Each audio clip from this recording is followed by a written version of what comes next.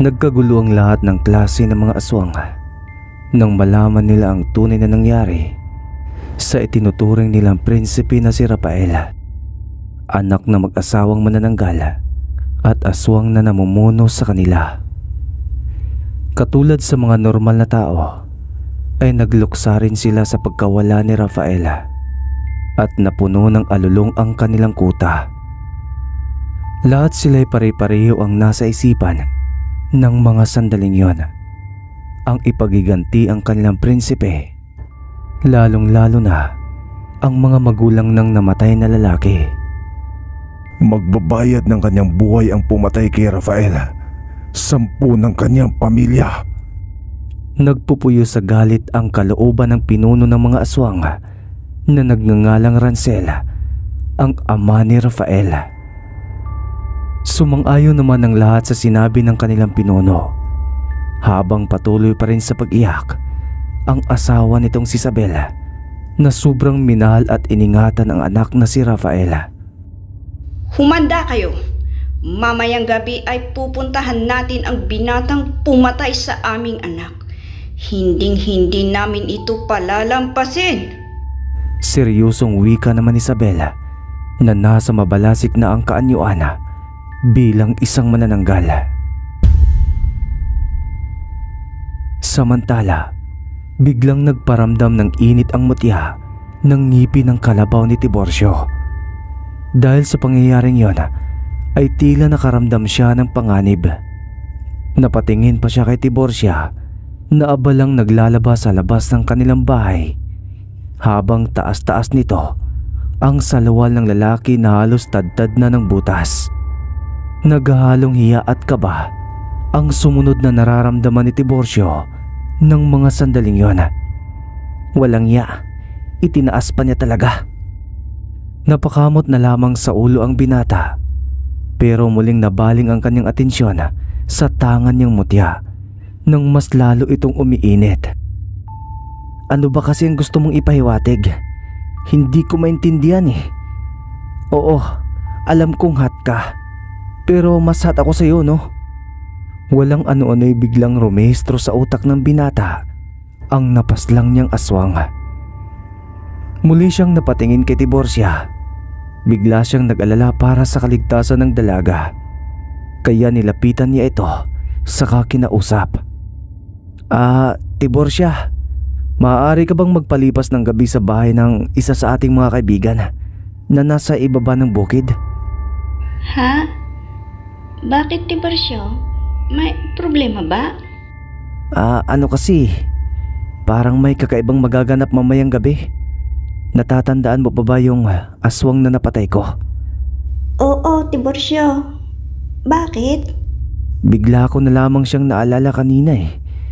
Tapos biglang uminit ang Hindi natuloy ni Tiburcio ang sasabihin. Inilihim pala niya sa dalaga ang tungkol sa tangan niyang mutya. Dahan-dahan namang tumayo si Tiburcia habang nakatitig pa rin sa kanya. Walang ano-ano eh, pinagpag niya ang hawak niyang nilabang tela, saka isinampay sa alambring sampayan na nasa kanilang harapan. Ay uwaw naman, Tiburcio. Kigandang disenyo nitong brief mo. Anong klaseng gyera ba ang nasuong mo at ganito karaming bala na lamang ang bumisday dito sa brief mo? Hindi napigilan ng dalaga ang matawa. Pati na rin si Tiburcio ay nahawa sa paghalakak ni Tiburcia, hindi dahil sa kanyang butas-butas na salawal, kung hindi sa nakatatawang itsura ng babaeng kanyang sinisinta bilang isang bungala. Sa huli ay nagkasundo rin sila. Pumayag na lamang si Tiburcia sa ninanais ng binata. Alam niya kasi nakapakanan lamang niya ang iniisip nito, kaya hindi na siya tumutol pa. Pagkatapos maglaba ay agad na inihatid ni Tiburcia ang dalaga sa isa nilang mapagkakatiwalaang kaibigan. Nakiusap siya na kahit isang gabi lamang makikitulog si Tiburcia sa kanila. At dahil sa kaibigan nga nila ang mga ito at alam nilang mabubuti silang mga tao, ay hindi nagdadalawang isip na pumayag ang kanilang kaibigan. Matapos ipagpaalam ng binata ang dalaga, ay umalis na siya at pagka-uwi sa kanilang tirahan ay otomatiko siyang naganda ng mga kakailanganin. Kung sakaling magkatotoo nga ang mga pangitaing ipinakita sa kanyang isipan ng tangan niyang mutya. 3:00 ng hapon nang matapos niya ang mga paghahanda. Humiga muna siya sa papag para makapagpahinga. Pero hindi niya namalayan na nakatulog na pala siya. Nagising lamang siya nang marinig ang mga kakaibang huni ng mga hayop sa paligid. May mga malalakas na pagaspas din ng mga pakpak at mga kaluskos sa mga dahong nasasagi. Sila na siguro ang nararamdaman ng mutya ko. Humanda kayo kasi ako nakahanda na. At kung hindi kayo handa ay tiyak na hindi niyo ko napaghandaan. Ano daw? Ang gulo putik. Walang ano-ano ay isang sigaw ang umalingaw-ngaw sa labas ng bahay. Binuksan naman ni Tiburcio ang bintana para makita kung sino ang nagsasalita. Ikaw na tao ka ang pumaslang sa anak kong si Rafael. Ngayong gabi ay pagbabayaran mo ang iyong ginawa. Galit na sambit ni Rancel sa binata habang dinuduro-duro pa nito gamit ang kanyang hintuturo. Gusto niyang biktimahin ang aking future wife. Alangan namang pabayaan kong lapain ang anak mo, ang babaeng minamahal ko. Hindi ko nga kayang salinin ang daliri ni Tiburcia. Tapos yung anak mo, ididilaan lamang niya ng walang kahirap-hirap. Over my dead body, no? Matapang na sagot ni Tiburcio. Kahit ano pa ang paliwanag mo, ay hindi ka namin pakikinggan. Buhay ang iyong kinuha. Kaya buhay din ang kabayaran. Pagkatapos ka naming paslangin at katayin, ay isusunod namin ang sinasabi mong babae. Saad naman ni Isabela na nasa tabi ng kanyang asawa. Kung kaya nyo, hala sige, sumugod kayo kung gusto nyo. At ipapakita ko sa inyo kung papaano ko kayo isa-isahing itumba sa lupa. Mga salot kayo. Dahil sa sinabing yun ni Tiburcio, ay mas naging agresibo ang mga aswang at mga manananggal. Sabay-sabay silang sumugod kay Tiburcio na nasa mga sandaling yon ay naisara na niya ang bintana. Ikaw nang bahala sa akin, mutya. Diyos ko, huwag mo po sana akong pababayaan sa laban kong ito. Bigyan mo pa po sana ako ng karagdagang lakas para lipulin ang mga kampo ng kadiliman. Seryosong panalangin ni Tiburcio. At pagkatapos niyang halikan ng kanyang mutya, ay inalapat na niya iyon sa kanyang pusod. Mula sa likod ng kanilang pintuan, ay doon niya isinabit ang ilang oras niyang hinasa na itak. Pagkakuha niya sa itak na iyon, ay kaagad niyang nagamit ng may isang kamay ng aswang ang lumusot sa kanilang dingding na gawa lamang sa pawid. Pagkataga niya rito, ay kaagad iyong naputol ang kamay sa sobrang talas ng kanyang itak. Dumaing naman ang aswang na may-ari ng naputol na kamay na nasa labas ng bahay. Pero habang tumatagal ay mas lalong nalalagay sa alanganin ang buhay ng binata. Napalibutan na kasi ng mga aswang at mga manananggal ang buong paligid ng bahay. Ang pagtatangkang pagtanggal ng mga manananggal sa buong bubong ng kabahayan ay hindi inaasahan ni Tiburcio. Sa pagtulong-tulong ng mga ito, ay nagawa na rin nila itong ilipad. Lagot na. Kapag umulan ay tiyak na mababasa ang mga damit na pinagpagurang labhan ni Tiburcia. Susungitan na naman ako nun kung sakali. Mga salbahe talaga kayong mga aswang kayo. Bago ako makurot sa tenga ni Tiburcia dahil sa kagagawa ninyo, ay pagbabaliin ko muna ang mga pangil ninyo. Sa alanganing sitwasyon na iyon ng binata, ay nagagawa pa niyang biruin ang sarili. Paraan na lamang niya siguro yun para maalis ang nararamdaman niyang kaba at takot. Winasak na rin niya ang pintuan para makalabas at mas magkaroon siya ng tsansang hindi makorner. Akala niyo kayo lang ang may kakayang sirain ng bahay namin. Nagkakamali kayo. Pagmamayabang pa niya, pero tinawanan lamang siya ng mga aswang. Sinto-sinto ka ba ha? Natatawang saad ni Rancel sa binata. Pagkatapos ay inutusan niyang muli ang mga aswang at mga manananggal na sumugod. Ang sinto-sintong sinasabi ninyo ay siyang uubos sa inyo. Buong tapang na hinawakan ng mahigpit ni Tiburcio ang kanyang itak. Sa kanya sinalubong ang napakaraming mga kalaban. Isa-isang pinagtataga ng binata ang mga nakakasagupan niyang mga aswang sa kanilang leeg.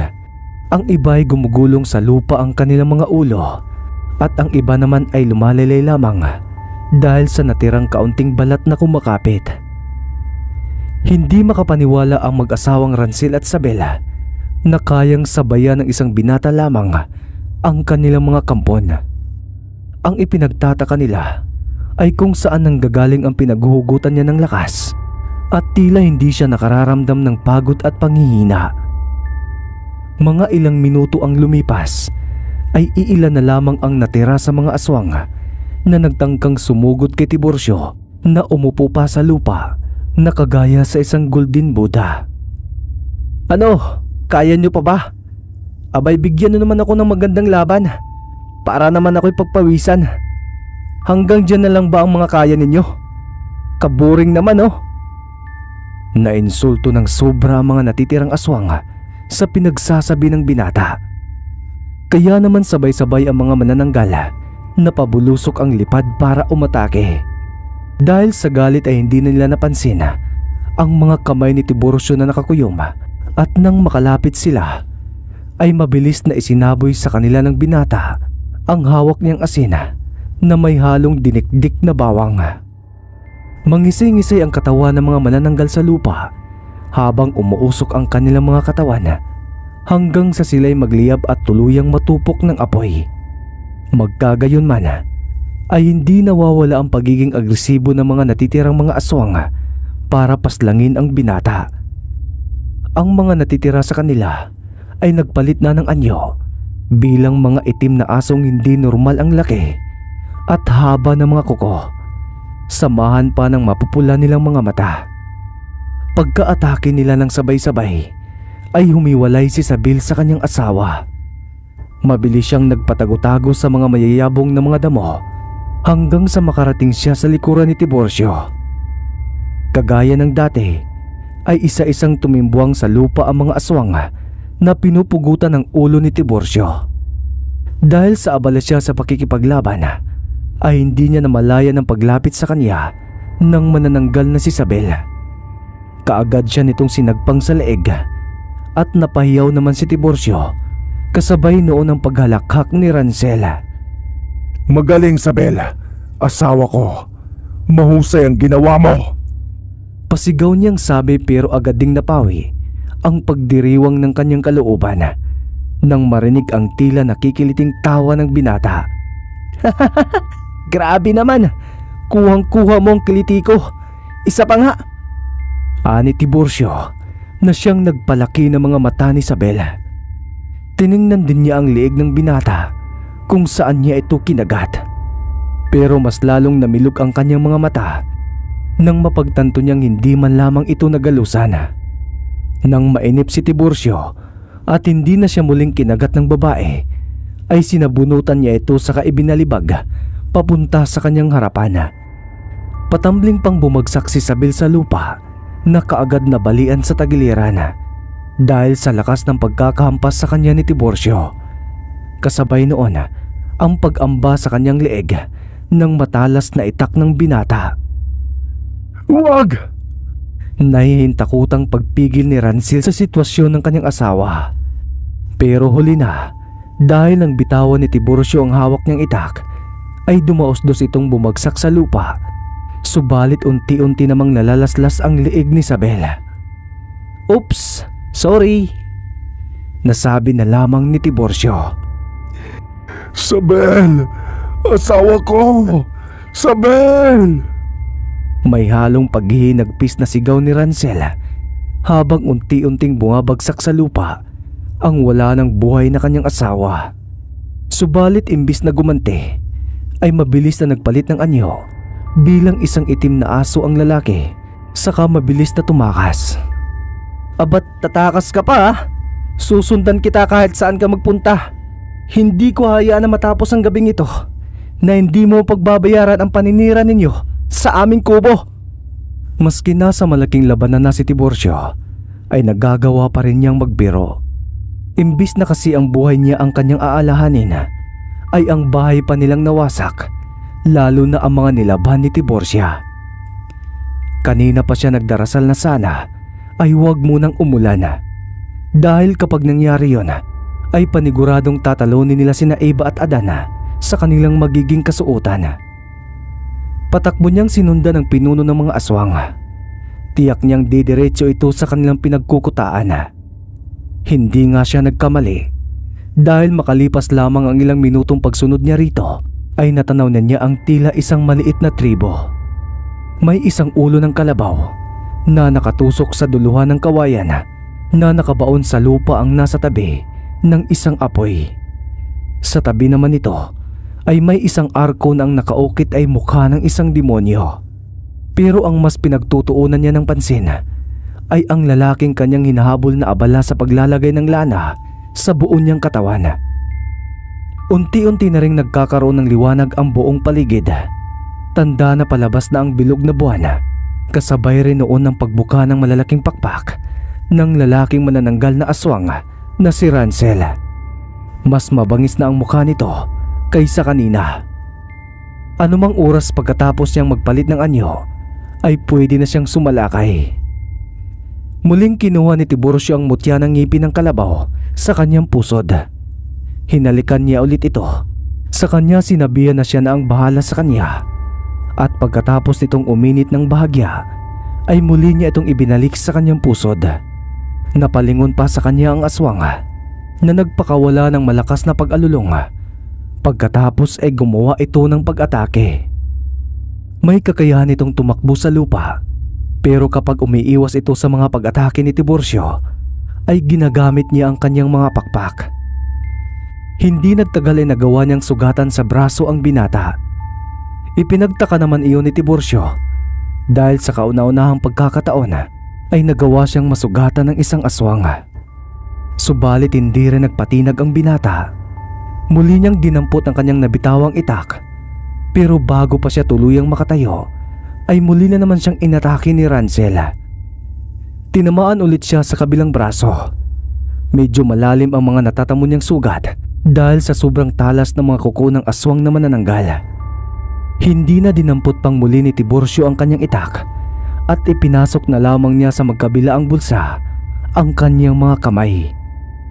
Ipinikit niya rin ang kanyang mga mata, saka tinalasan ang kanyang pandama. Tuwid na tuwid siyang nakatayo ng tahimik. Muling sumingasing ng malakas ang aswang na si Ransel. Sa kanya inataking muli si Tiburcio, at nang makakuha ng tamang distansya ang binata ay mabilis niyang dinukot ang kanyang mga kamay sa kanyang bulsa na may laman ng pinaghalong asin at bawang.